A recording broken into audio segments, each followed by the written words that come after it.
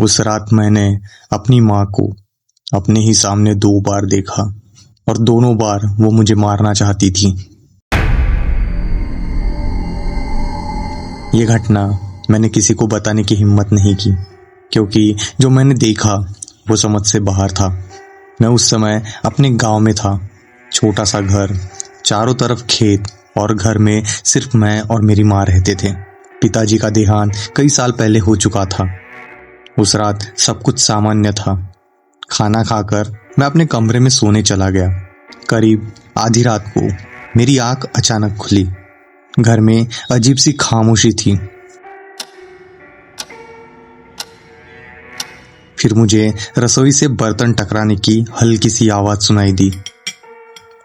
मैंने सोचा माँ होगी, शायद पानी पीने उठी होगी। मैं उठकर धीरे धीरे रसोई की तरफ गया। वहां माँ खड़ी थी, पीठ मेरी तरफ थी और वो बिना किसी आवाज के ही बर्तन को बार बार उठाकर रख रही थी। मुझे थोड़ा अजीब लगा। मैंने धीरे से आवाज लगाई, माँ। कोई जवाब नहीं आया। जैसे ही मैं थोड़ा करीब गया, मैंने देखा कि माँ के पैर उल्टे थे। मेरी सांस वहीं रुक गई। दिल ने कहा भाग जा, पर शरीर हिल नहीं रहा था। अचानक वो धीरे धीरे मेरी तरफ मुड़ी। उनका चेहरा बिल्कुल माँ जैसा था, लेकिन आंखें बिल्कुल खाली, जैसे अंदर कुछ है ही नहीं। मैं डर के मारे पीछे हटने लगा। तभी पीछे से एक जानी पहचानी आवाज आई, रुको। मैंने पलट कर देखा। दरवाजे पर मेरी माँ खड़ी थी। अब रसोई में भी माँ और दरवाजे पर भी माँ, दोनों एक जैसी। दोनों मुझे देख रही थी। एक की आंखें खाली थी तो दूसरे की आंखों में डर।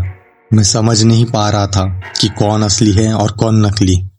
तभी दरवाजे वाली माँ धीरे से बोली, बेटा, वो जो रसोई में खड़ी है ना, वो छलावा है।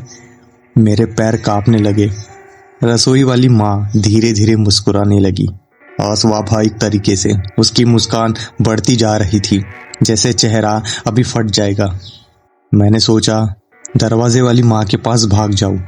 मैं दौड़ा और जैसे ही मैं उनके पास पहुंचा, दरवाजे वाली माँ ने मुझे जोर से पकड़ लिया। उनकी पकड़ इंसानों जैसी नहीं थी। वो बहुत ठंडी थी, बहुत सख्त, और उनके चेहरे पर भी वही मुस्कान फैलने लगी।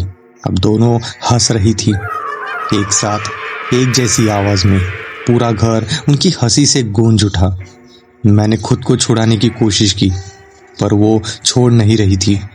तभी अचानक लाइट चली गई। पूरा घर अंधेरे में डूब गया और उसी अंधेरे में किसी ने मेरे कान के पास फुसफुसाया, अब समझ आया असली कौन है। मैंने आंखें बंद कर ली। जब आंखें खुली तो मैं अपने कमरे में था। सुबह हो चुकी थी, सब कुछ सामान्य था। माँ रसोई में नाश्ता बना रही थी, जैसे कुछ हुआ ही ना हो। मैंने सोचा शायद सपना था, लेकिन फिर माँ ने बिना मेरी तरफ देखे धीरे से कहा, कल रात तू सही था, पहचान नहीं पाया। मेरे हाथ से गिलास गिर गया। मैंने कांपते हुए पूछा, क्या? वो धीरे धीरे मेरी तरफ मुड़ी। उनकी आंखें खाली थी और होठों पर वही खींची हुई मुस्कान।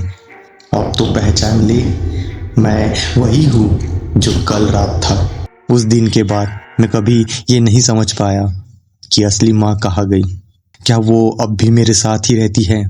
क्योंकि आज भी कभी कभी रात में वो खुद से बात करती है, 2 अलग अलग आवाजों में।